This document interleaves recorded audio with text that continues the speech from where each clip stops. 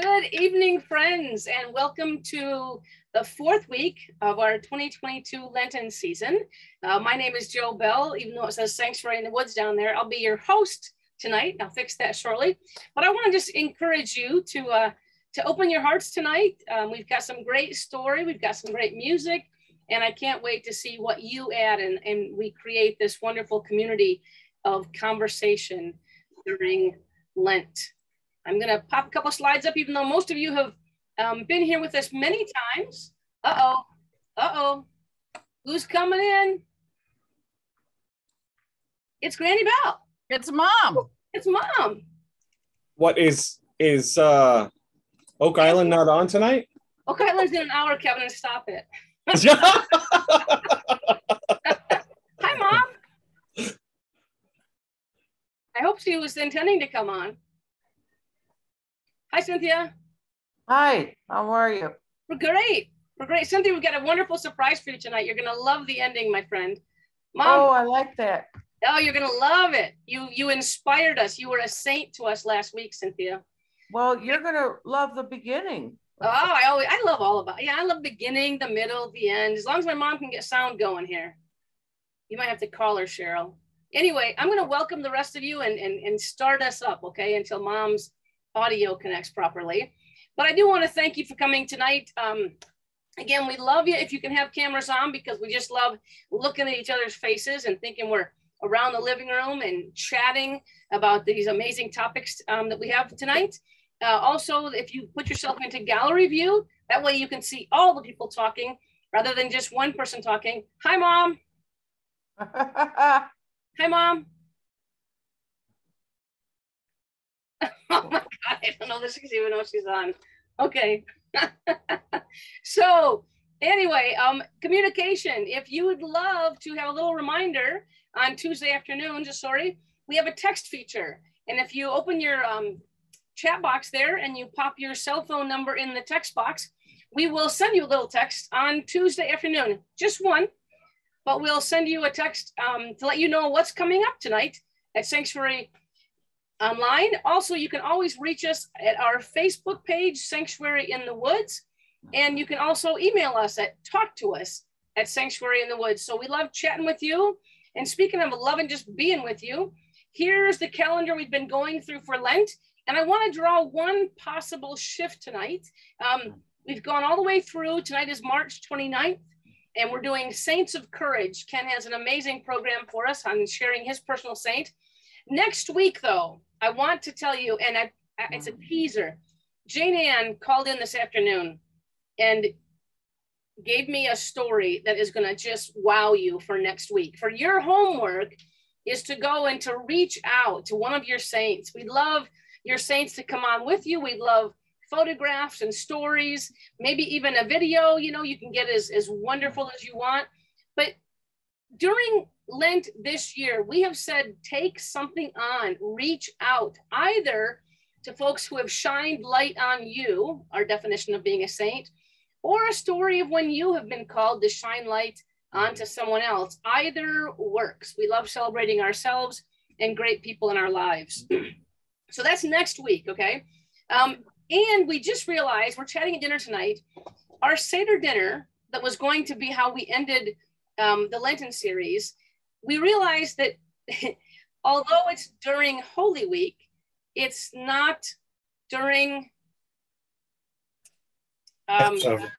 Passover. And so we're thinking right now, I know, but to be proper, to do the right thing, we may take the 12th off and move our Seder dinner to the 19th. More later on that, okay? But just so you know, I know a lot of you have penciled this into your calendars, and the next week during Easter, we were going to take off. We may actually take the week off and then come back for Seder dinner, because it's not to be missed. It's a wonderful, wonderful, wonderful event.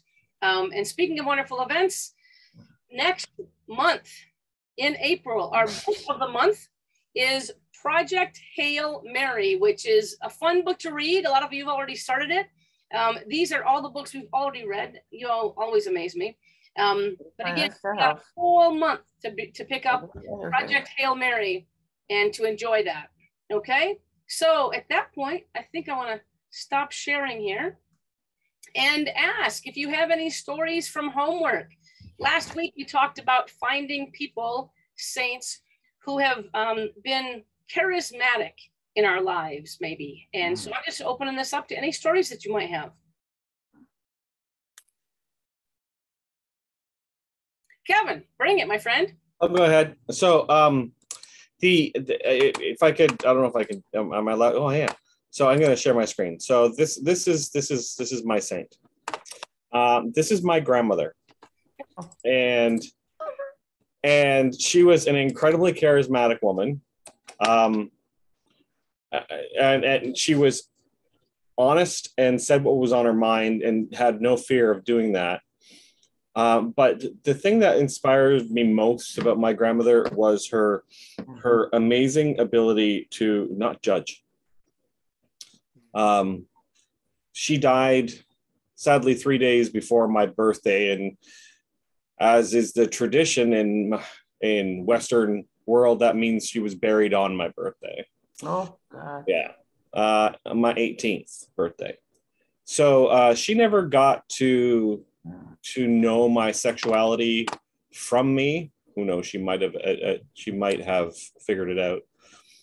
But I'm confident that because of my memories that I have of her growing up, that she would have been the one in my family to say, and? Yeah. When I started smoking, when I was 16 years old, everybody flipped out, and she opened up her pack of cigarettes and offered me a cigarette. So she was incredibly charismatic. She actually, in the Catholic Church started a charismatic movement that was modeled very similarly after the Pentecostal movement. In fact, including the speaking in tongues. And my grandmother was very big in that movement and reportedly had that gift, although I didn't witness it. Wow. But her faith was strong, and her personality was, I would say, stronger. But that's my share. Wow. Thank you, Kevin. I appreciate that. And thanks for the photo and the share screen. See how easy that is, folks, for next week? You just grab a picture. You don't even need, if you send it to me, I'll make a gorgeous slide. But if not, we can do the share screen just like Kevin just showed us. Any other stories of homework, places where you succeeded, or maybe even, you know what? I love this succeeding. It's in the effort, not in the outcome, right? Did you reach out? Did you ponder? Did someone come to mind? Anybody at all? Oh.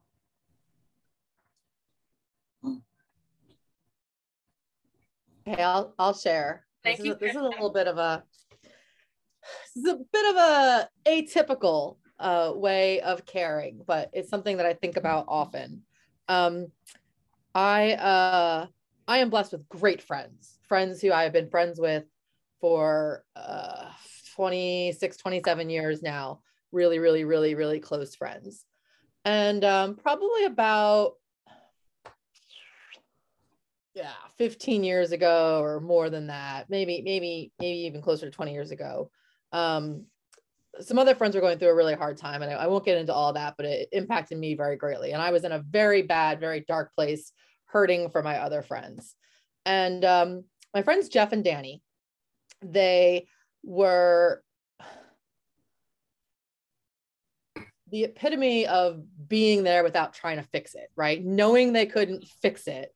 And they were just constantly always there. And when I reflect back on it, they somehow managed to like pop up whenever I needed them the most, right? And so Memorial Day weekend, and because of drama that was going on, there were no barbecue plans, and I was in a bad place. And I don't remember if it was Jeff or Danny that called me, and they're like, well, we're going furniture shopping today, because they were newlyweds. Like, we're going furniture shopping, and this big Memorial Day sale, and you should come with us. You should come furniture shopping. Why the heck would I go furniture shopping? But I did. I went furniture shopping with my friends, and while there, I decided to buy myself an entire new bedroom set. I didn't need a bedroom set. I had a perfectly functional bedroom set in my little 1-bedroom apartment, but I bought a discontinued model off the floor. I mean, I bought the long dressing table, the big chest of drawers, the big queen size bed, which I only had a full size mattress at the time. And I'm like, nope, queen size sleigh bed, slats on the front and the back and the nightstand, solid wood. I opened my wallet. I bought myself a bedroom set.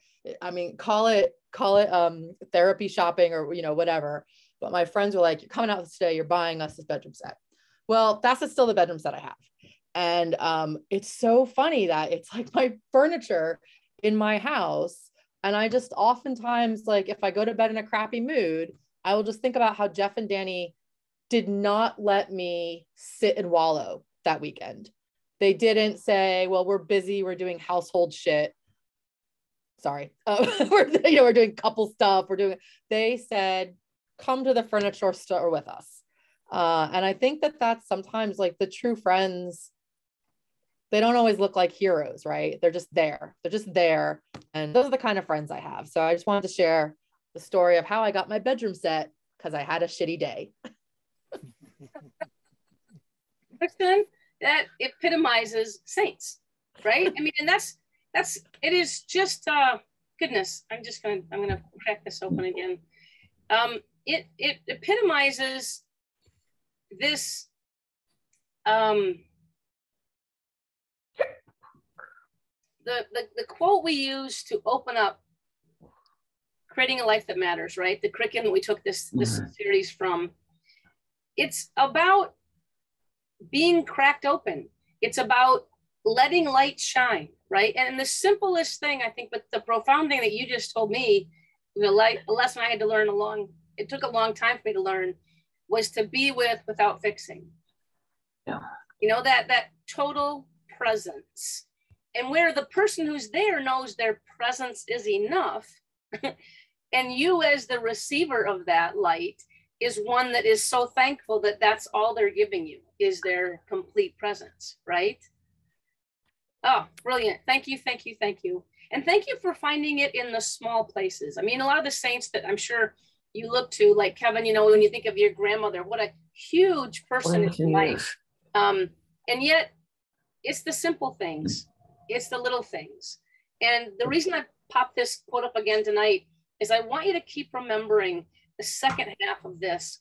The purpose of the name of God is to crack us open, right? To break us apart. And many of you I know the concept of Japanese broken pottery, right? Where they seal the cracks with gold. The pottery becomes more beautiful because of the cracks. It becomes stronger because of the cracks, right? And the same thing I want you to go through this Lenten period. These reflections, these memories might break you down and tear you apart a tiny bit, right? And the memory, especially the reaching out and thanking someone, acknowledging someone, remembering them to them, is very, very powerful. So last week, Cheryl shared her saint, and how we did that was Cheryl spoke a bit and then asked you a question where we had interaction. Then she spoke a bit and asked you a question, and she spoke a bit and asked you a question. We're going to use the same model tonight, but we thought we'd love you a little more than we did last week, and we're going to give you the questions ahead of time. Okay, come on. Can I get a you're welcome? Anybody? Yeah. So I'm going to read these to you really quickly, but Ken's going to speak and then share the first question, speak and the second one, third one, and the fourth one, if we get to it, yay for us, right?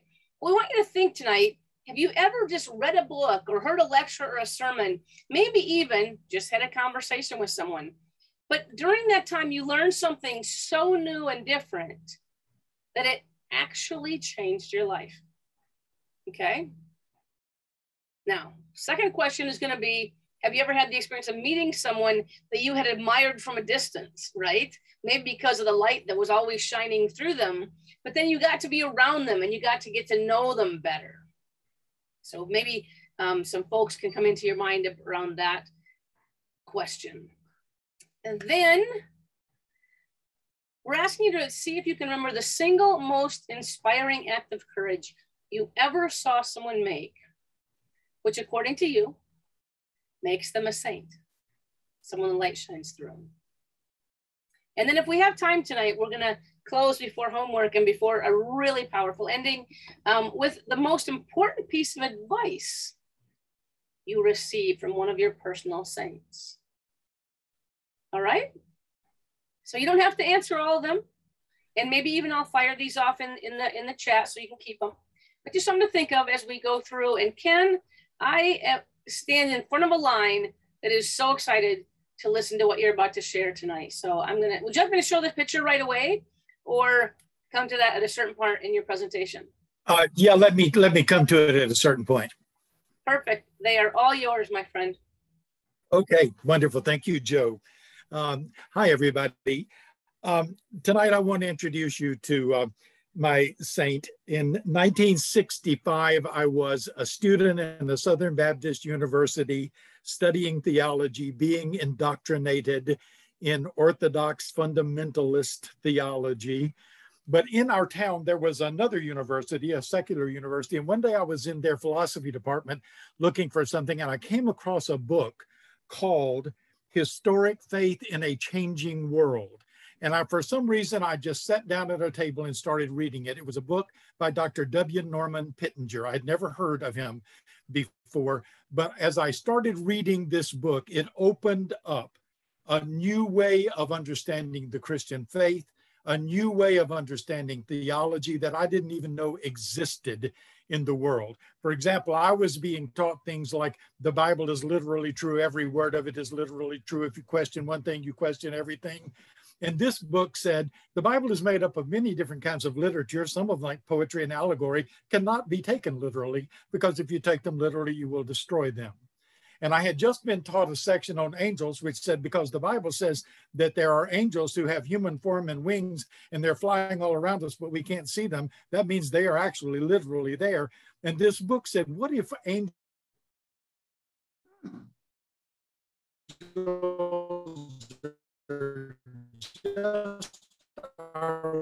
that I was being taught that God created everything in 7 days, then creation stopped. Everything is already everything it's ever going to be. And what this book told me was that the author, Dr. W. Norman Pittenger, had taken the process philosophy of Alfred North Whitehead and translated it into theology. And the theology said, not only did creation not stop, but creation is going on now. And that everything is not everything it's going to be, but everything is becoming everything it's meant to be. Everything is moving toward perfection. Everything is evolving. Everything is in process.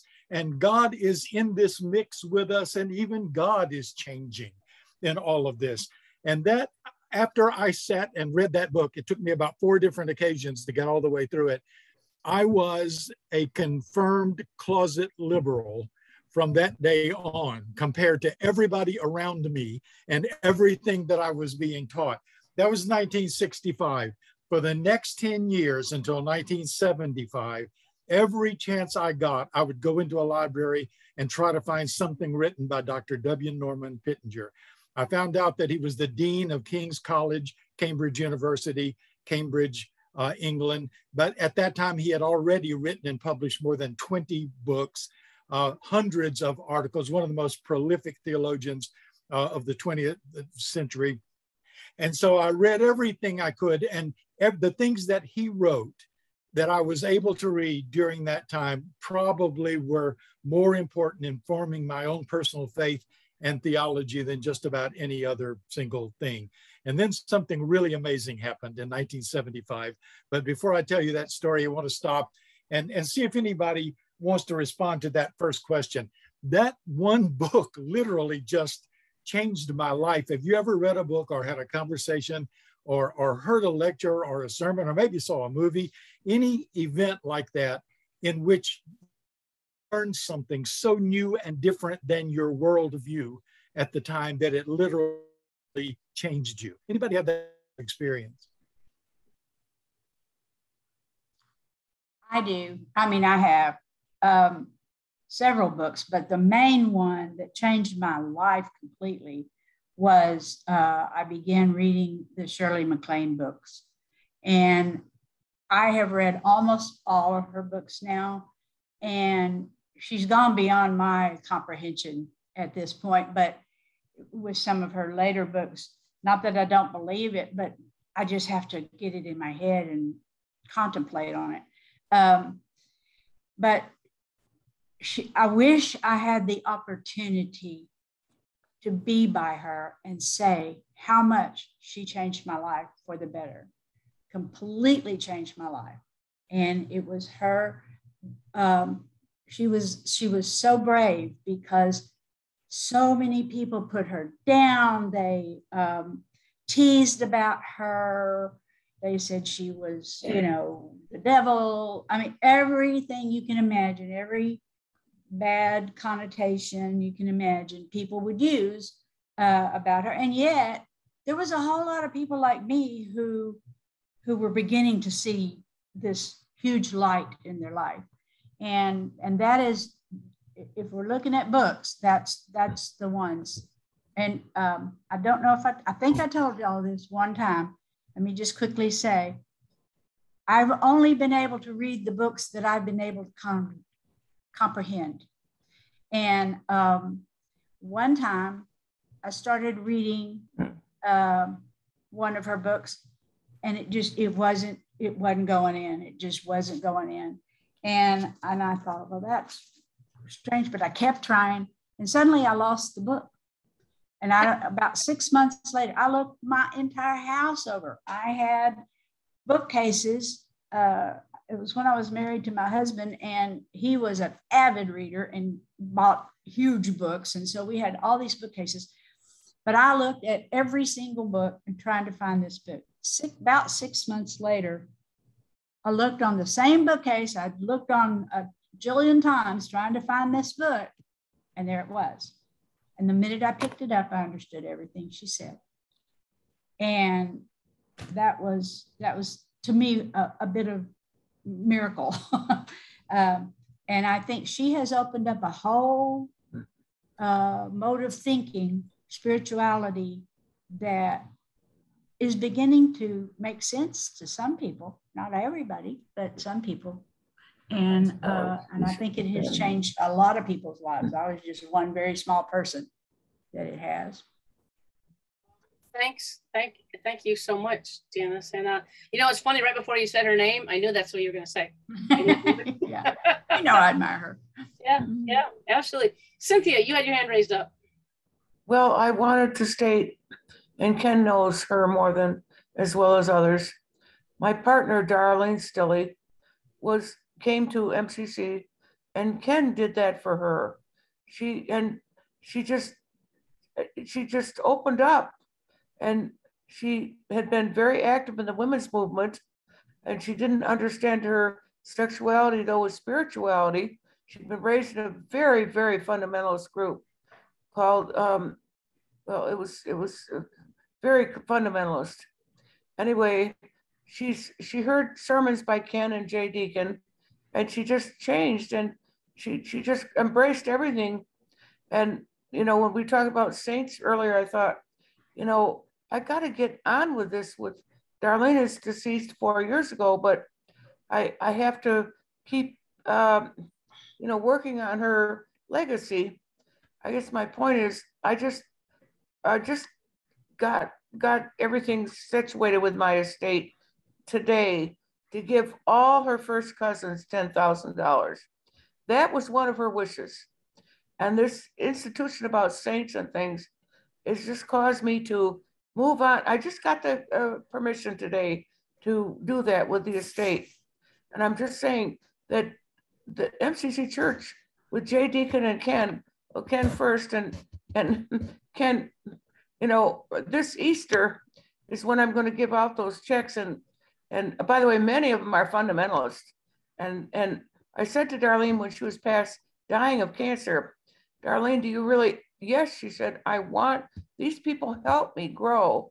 And I asked my grief counselor, she said, you know, Darlene believed in unconditional positive regard. She lived Christianity. She believed in it and she lived it. And that's why she wants you to give those cousins who helped her as a young person get her degrees and work at World Book and write 150 children's books and all the stuff that she did, because she believed in it. So and Ken and Tom, the night before Easter in 1989, we had a christening party at Darlene at my house, because Darlene had to be both baptized and all that to come into the Christian faith. And we just had so much fun.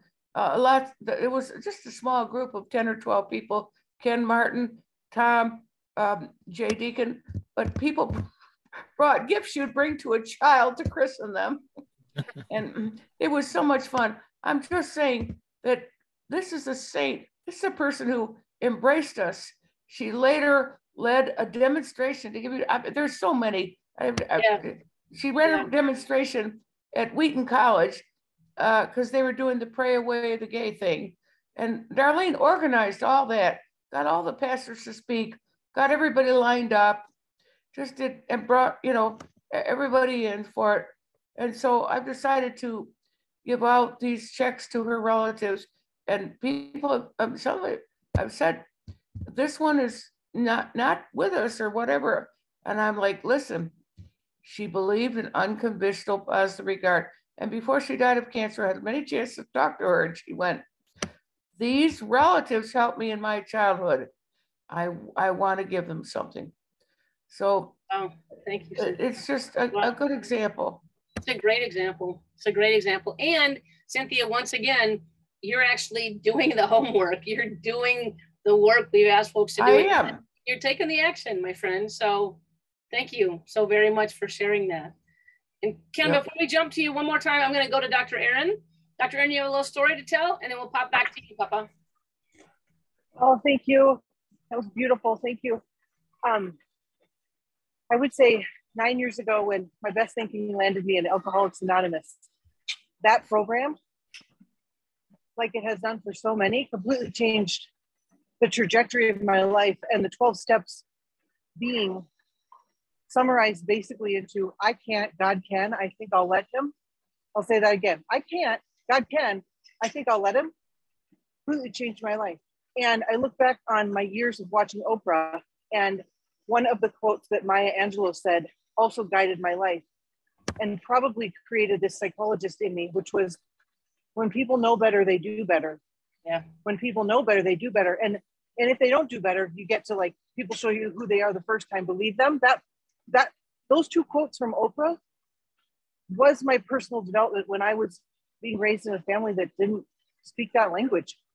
So I just feel like, I had a friend who said, I wish I could go to AA and be in that club. And it was like, I just wish all humans could, because really, AA is not a drinking problem, it's a thinking problem solution. And it was the first time that I ever realized there's like this roadmap for how to be a human. And it's all in that program written by these Christian men. So anyways, thank you for letting me share. Thank you, Aaron. And thank you for, that's a big share. I've got some of your quotes here I'm posting. Like Kristen says, I use the chat box like a whiteboard, but I know that you can copy the chat, right? And take it with you. So sure, I capture all these little bits of brilliance. And Ken, I lied to you. Kevin, pop in there. And after you, we'll go back to Papa Ken. It's quick. This is the book that changed my life when I was in my early 20s. It was written by Reverend Sylvia Pennington. She was, if you're not familiar with it, she was a Pentecostal minister who had a dream and changed her opinion about gays and about the Bible.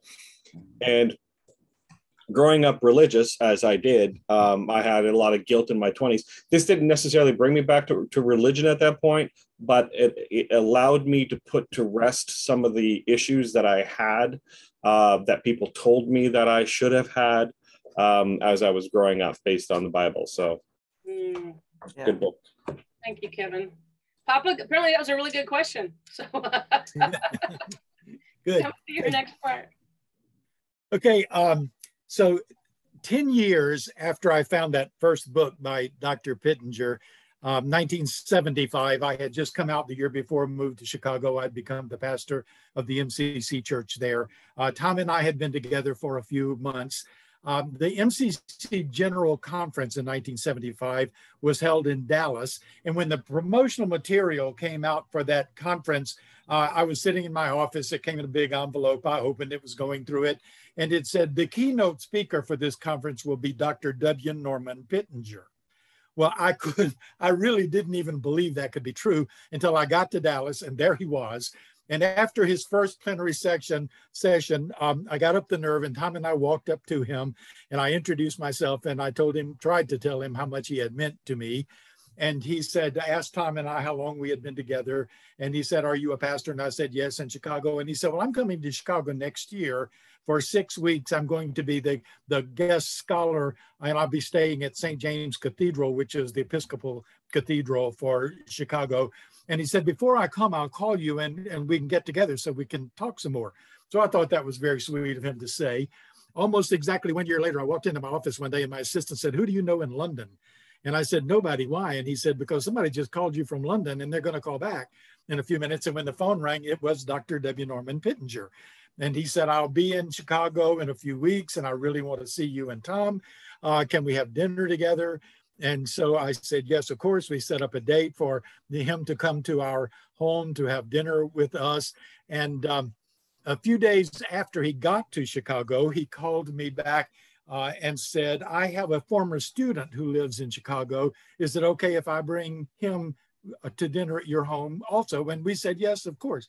So the night came, and of course, Tom and I were nervous wrecks, and we had done everything we could to try to make this, the perfect evening. And so there was a knock on the door, and I opened the door, and there stood Dr. Pittenger. And you can show the picture now, Joe. He was the epitome of an English aristocrat, and he always wore tweed coats with patches on the sleeves. He had all of this white hair that just went in every direction at the same time. That's the only time I think I ever saw it combed, is in that picture. He was 70 years old right then when we met him in 1975. And so, okay, Joe, thank you. And then standing beside him in a black suit and a black Roman collar and a big gold pectoral cross was Bishop James Montgomery, the Episcopal Bishop of Chicago, who was his former student at Cambridge, who had come to dinner at our house that night. And so we had this wonderful evening together. We had found out that Dr. Pittenger loved gin martinis extra dry, and so we had learned how to make them. And we had a wonderful dinner together, and then the four of us sitting in our living room. And after 2 or 3 of those martinis, Dr. W. Norman Pittenger came out to Tom and me that night. And he told us that he had never told anyone else that he was gay, and that he told us why we couldn't tell anyone else, because he was the dean of King's College and Cambridge University, and he was one of the most respected theologians of the 21st century. At that time, had written about 50 books. He published 90 books before he died at the age of 90, at the age of 92. And so we had that wonderful evening together. He came out to us. And so that began a 15-year friendship with us. After that night, he was just Norman.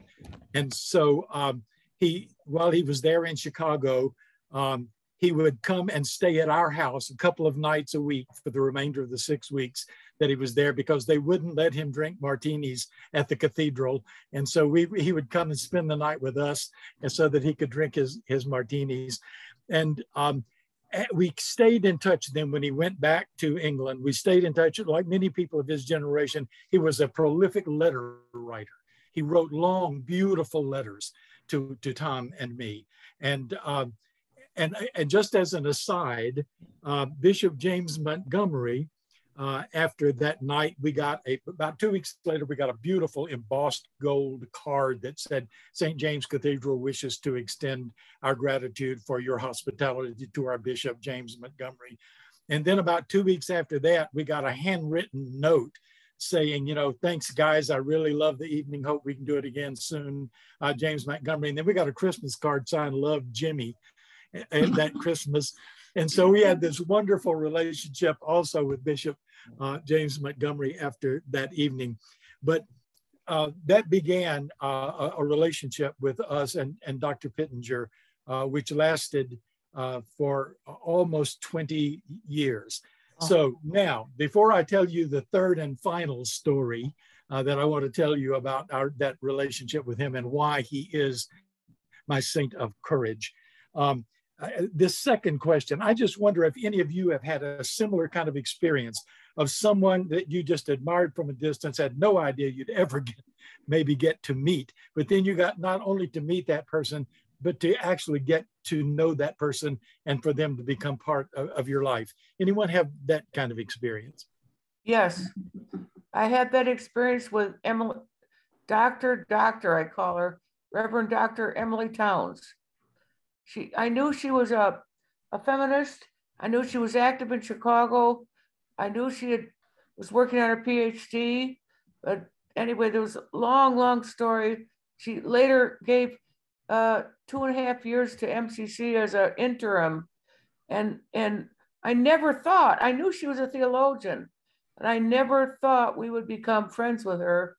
And she was at Northwestern, close to our home in Rogers Park. And she became Darlene said one day, hey, I want Emily to do our Holy Union. I was like, well, we've been together 9 years, maybe it's time. And she started our Holy Union with that expression, it's all about time. And she went on from there, but we remained friends. But I knew right then she was a well-known beginning theologian. And, you know, she's been president of the American Theological Association and all these things. And she's now the dean of the school at Vanderbilt. And when I called her that Darlene had died, I said, well, I called her before Darlene died, said she has one wish. She would like you to come. She would love to have you do her funeral. Emily said, I'll be there. So yeah, this is what great people do. She's doing great, great things, but they don't forget the friends they made along the way. Thank you, Cynthia. That's beautiful, beautiful. Dr. Aaron, get off the treadmill again for a minute. I got off. Okay, so I met my professional mentor, Brendan Burchard, who is Oprah's mentor. Oh. And I went to a conference and he had this thing called a mastermind where people paid like $30,000 to be with him all year and go travel and learn from him. And they had this reception afterwards that night for all those people. And then they said there'll be an opportunity to get a picture with Brendan Burchard, which was my dream. And I had told everyone someday I'll get a picture with Brendan Burchard. Well, then I found out it was $1,000 to get into that cocktail party. And I gladly paid it. And I entered the cocktail party with all these people that I didn't know. And they were like, I didn't pay to come in here. I'm in the mastermind. You paid to come and get a picture with Brendan? And I said, absolutely. So Brendan entered the cocktail hour and no one was going up to him, and I was ready. And I was ready all day. And I went straight up to him. All these people followed me, right? Like little ducklings behind me. And this was really important for my brave self to be able to go up to Brendan Burchard, who I respected so dearly. And I said, Brendan, it has been an absolute joy to be here and to meet you. You've spoken about so many challenges you've gone through. I'm wondering if you can share with us some of your failures. And he said, I don't believe there is failure if there is learning. Oh. And I have that picture, and it was worth every second. I went and got a Coca-Cola at the bar, and the guy said, I said, this is $1,000 Coca-Cola. And he's like, was it worth it? And I said, it was worth it. And I needed to be the woman that could do that. And so I have not since hung out with him, but I do believe that if it's in God's will, this side of heaven, we'll be hanging out. Well, thank you. That was a moment of courage for you, Aaron. A moment of absolute courage for you. And what a great answer. That's like going all the way up the mountaintop to get the wisdom, and you get it. You know, how rarely does that happen, right? Yeah. Yeah, not disappointed. Yeah, fabulous. Kevin, you got your hand up again. I do, sorry. Sharing, that's what we do here. I know, it's just Canadian, I say sorry. You can say it a few times, knock yourself out. So does anybody remember the song Rise Up by the Parachute Club? Yes. You probably heard, if you're not nodding, you probably heard it. You don't realize. It's a song from the 80s. It was written by and performed by the Parachute Club, and the lead singer of the Parachute Club was Lorraine Segato. As you know, Joe and I worked at MCC Toronto, and MCC Toronto is a magnet for a lot of famous people, being a very large church in a very large city. And so a lot of people went through. So there was a lot of people that could fall into this category of people that I've met and come to know. But Lorraine strikes out to me because, again, going back to when I was younger, it was an uplifting song that illustrated a group of individuals who were looked down on, that they could stand up, that they could rise up, that they could be everything that life has to offer them. And I got to meet Lorraine, and I got to have a few drinks with her, and I remember thanking her for writing and performing that song, and what it meant to me as a young gay man growing up in a small town. So that would be my share. Yeah. And isn't it, so often, I'll just say this, you all know I'm an executive consultant. And so often when you get close to those people you revered, or you have followed their work, and you get close and you realize they weren't the person that you thought they were. And I'm so loving these stories when the people who we get close to, who we followed their work, we've been inspired by them, are even more, right? They're even more. And those are the folks, I'll walk in their shadow, I'll walk in their shine, right? Absolutely, absolutely. Ken, tell us a little bit more of the third decade of your life with Dr. Pittenger. Yeah, okay, fast forward another 10 years to 1985. During that time, Tom and I moved from Chicago to California, Hollywood for him, and I became the pastor of MCC in the Valley in North Hollywood in 1980. And during that time, before we moved from Chicago, Norman came back at least one other time and stayed with us.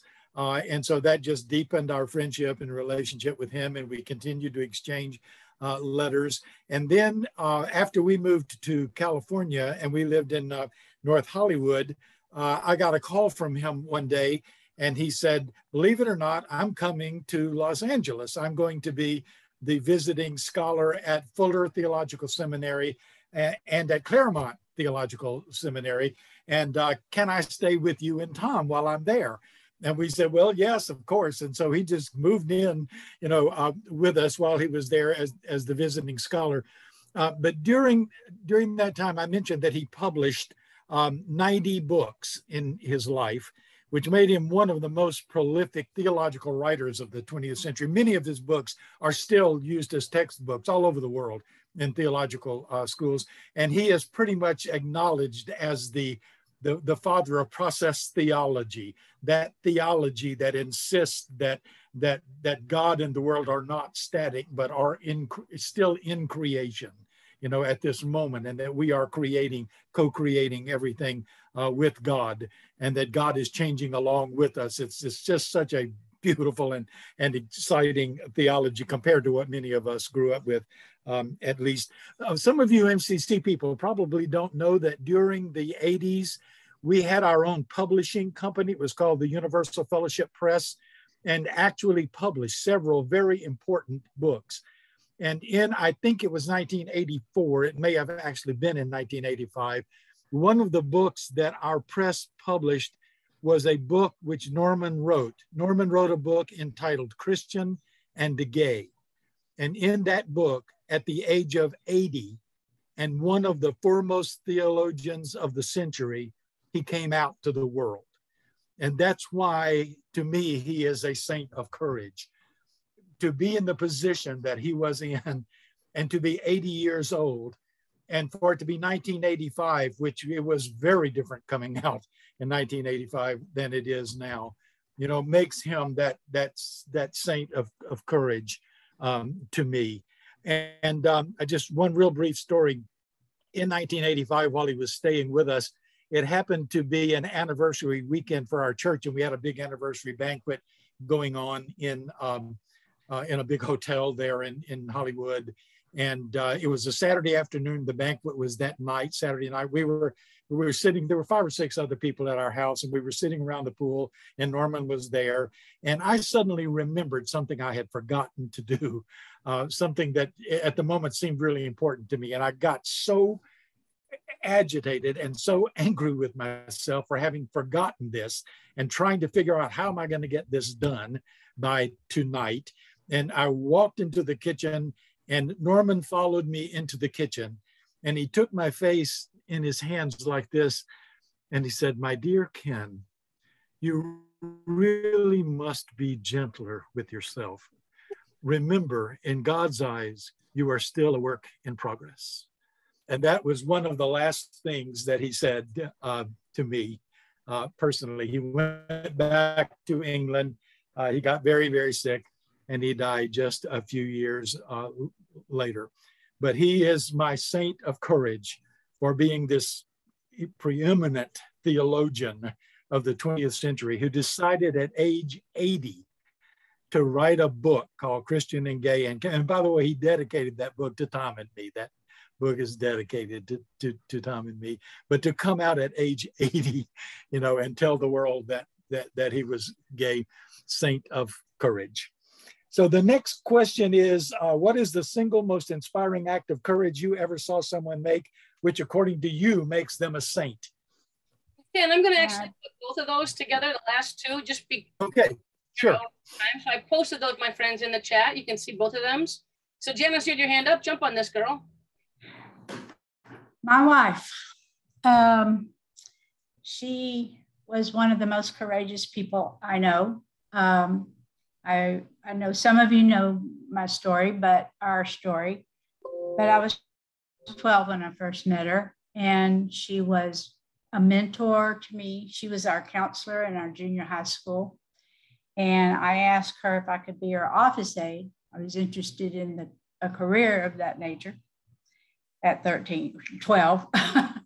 And she immediately said yes. She'd never had an office aide before, but she figured she'd just try it.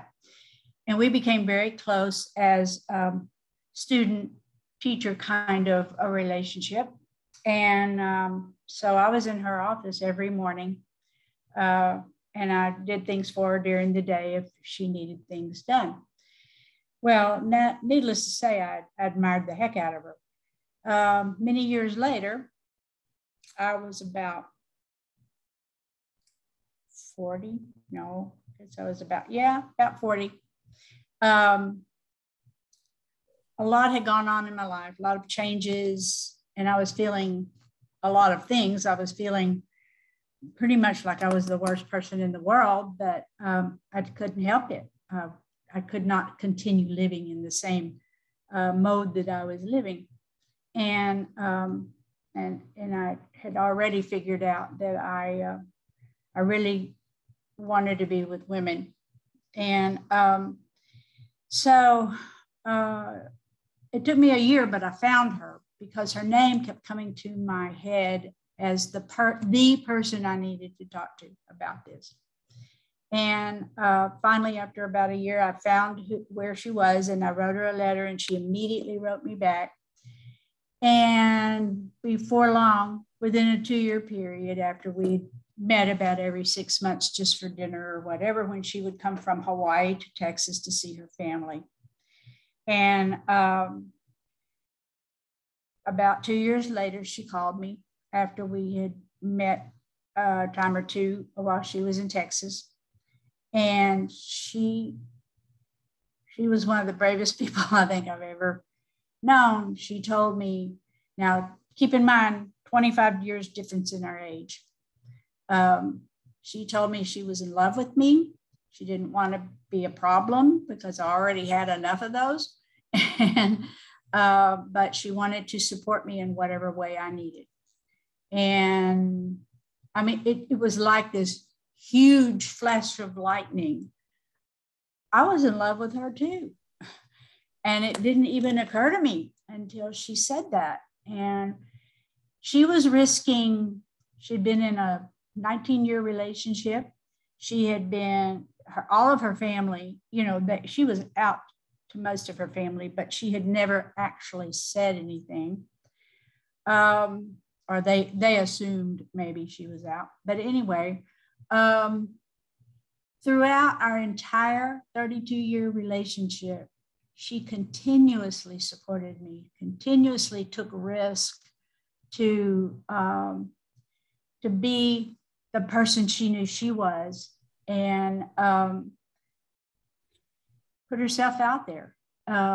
She had tried, she'd pretty much been in the closet most of her life, except with her friends. Even her family were like, "What is wrong with you, mother? You're leaving this very solid relationship you've been in for almost 20 years. And, what is wrong with you?" And she said, "Well, first of all, I want everybody to know I'm gay. And secondly, this is what I want to do. This is what makes me happy." And she did not let any of them deter her from what she knew she wanted. And she knew I wanted. Didn't take long before we were kind of beginning to form a life with each other. But through the whole time, my parents were against her. They said and did things that were emotionally abusive toward her. And later on, the minute I said, "How do you feel about going and living with my mom and taking care of her?" She said, "Of course, if you think it's necessary, of course, I'm with you." How brave do you have to be for that? These people that have been abusing you emotionally for years, and suddenly you're asked to not only live with them, but take care of them. That was a lot of courage to me. And throughout our entire relationship, even when she was beginning to decline, she showed her bravery all the time. So she's my hero. She's my saint. So that's it. Thank you so much, my friend. Wow. Oh, I think we should close on that one. I think we'll get to lift that up, Roberta. Now, well, thank you, Janice. And thank you everyone for sharing or even thinking, right? The whole concept of passive sharing, right? If the stories you've heard tonight have reminded you or lifted anything at all up into your memory, I just want to lift that up and love on you a little bit. I'm going to jump onto the share real quick and homework. And really quickly, same thing we've asked you to do all week long. But this week, please know that next week, we want to see your saints. So either like Kevin, if you're good at screen share, you can do that. Otherwise, send me a photo and I'll make a slide. But as you go to bed tonight, just let your heart be cracked open and remember people, right? And when you wake up in the morning, take a moment to let your heart be cracked open as the day is ahead of you and remember people. And then I'm going to ask you to do something about it. Reach out, find these people. Like I said, Jane Ann, she was trying so hard. She's traveling tonight on a plane. The story she's going to share with you tomorrow or next week is just, it makes me think that the entire year and a half of Sanctuary Online was worth it for her story with a saint. So I just encourage you to be with this thought. And last week, Kristen, you read the beginning of our saints, our poem from Frederick Buechner. Kay, would you like to read this tonight for us? This is the second part of that poem. Maybe more than anything else, to be a saint is to know joy, not happiness that comes and goes with the moments that occasion it, but joy that is always there, like an underground spring, no matter how dark and terrible the night. To be a saint is to be a little out of one's mind, which is a very good thing to be a little out of from time to time. It is to live a life that is always giving itself away, and yet it is always full. Oh, amen. And thank you. To be a saint from Frederick Buechner. Oh, goodness. Now tonight, last week, we left you with Sweet Honey in the Rock, right? A phenomenal song. And as Cynthia lifted up Dolores Berry's name last week as a saint, and for all the things that Dolores Berry, that we know her as, I know many of you on this call maybe have never heard her. And so tonight you are going to be blessed beyond your understanding. Dolores Berry is a giant. And I mean, I just mean giant. And what's interesting is many of us know her from her song, but Dolores was actually, she was felt called to ministry at age 19. She came out at 24, and she was born in 51. She was born 10 years before me. At 24 years old, she transferred her clergy credentials to MCC, which is where many of us have, crossed paths with her. And beyond being an amazing vocalist, preacher, and storyteller, Dolores co-founded the National Coalition of Black Lesbians and Gays in 1978, the first national organization to serve the Black LGBT community in the US. She also helped organize the first Gay and Lesbian March on Washington. She also helped organize the first People of Color Gay and Lesbian White House Conference. She held many prestigious positions during her years of service to MCC, and she still found time to visit 50 plus churches a year, inspiring folks as a traveling evangelist, singing, preaching, praying.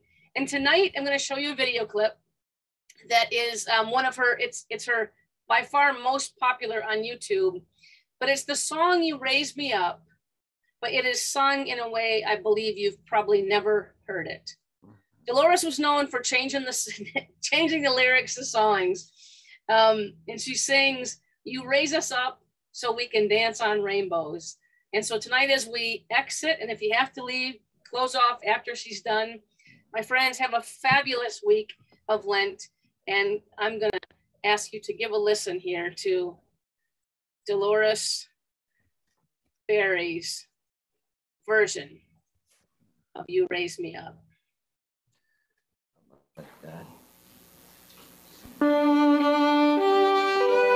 I changed some words.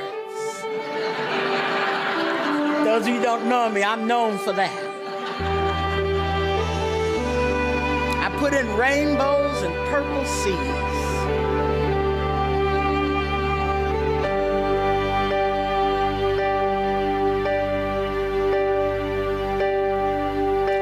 When I am down and oh, my soul is weary, when troubles come and my heart burdens me,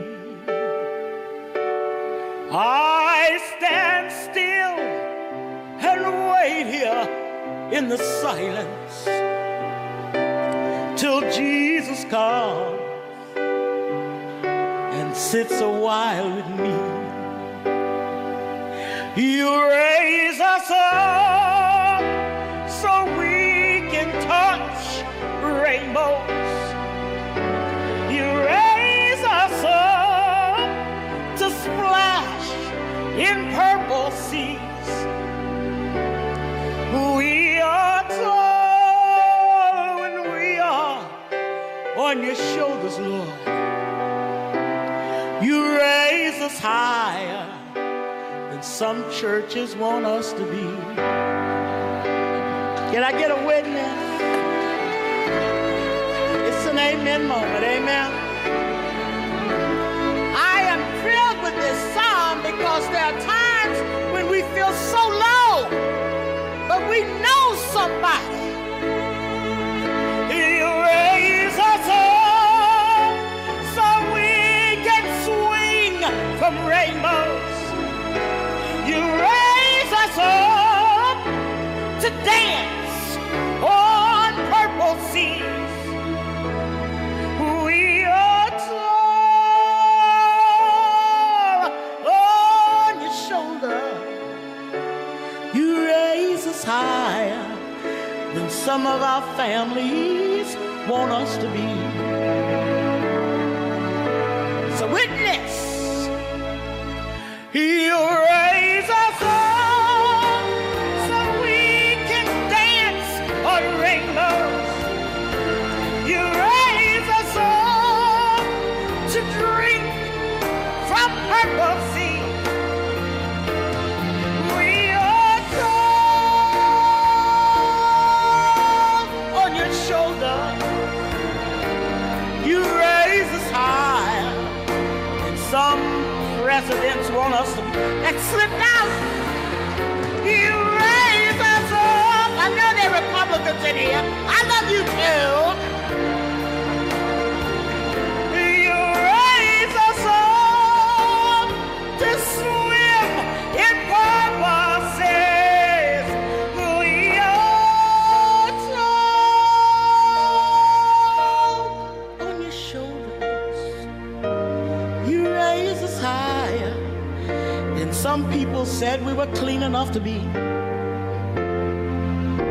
Yes, you raise us higher. Then some of us thought we were worthy to be. Worthy to be. Amen. Thank you. Thank you. Oh, that woman is a giant. It is. It was. Yep. So she's on YouTube. She's prolific on YouTube. You can Google Dolores Berry, Reverend Dolores Berry. But we can hear that one a few times, right, Ken? Yeah. Yeah. Thank you for bringing her to us. Oh, We're coming up on Easter, and when I was the pastor here in Austin for 4 years in a row, I had her here every Easter, and I would sing and she would preach in the night in the sunrise service, and then she would sing and I would preach in the 9 and 11 o'clock worship services, and we did that for 4 years in a row, and it was just, oh my God, the memories are just, you know, yeah, just alive in my heart right now. I mean, I think the point I tried to make a week or two ago was that she was a real person. And when she stayed here with us, you know, in our rental cottage for a week or two on end for several years, she was just so wonderful to watch. She was constantly trying to inspire people and constantly trying to improve herself or offer more of herself. And that's what I was so impressed with. Oh, well, you know, and I thank you for lifting her up last week, Cynthia, because I just think if we took the time to write down 5 names, 10 names of people who you knew were just otherworldly, I mean, they just another level, right? She was. Dolores is in those ranks. And when Heaven Gained a few years ago, we certainly lost. And yet, thank God for technology in videos like that where we can reach back and I can be right in front of her. You know, there's no distance, right, with that kind of power. So I love y'all. It's 10 after. We went a little bit long, and I hope the blessing was worth it. I want some homework done this week, and I want to see pictures, and I want to hear stories. I love y'all. Thank you. Thank you, Ken. Awesome. Thanks, Ken. Absolutely. Thank you, Dr. Pinger. Woo! Night, y'all. Yeah. Night.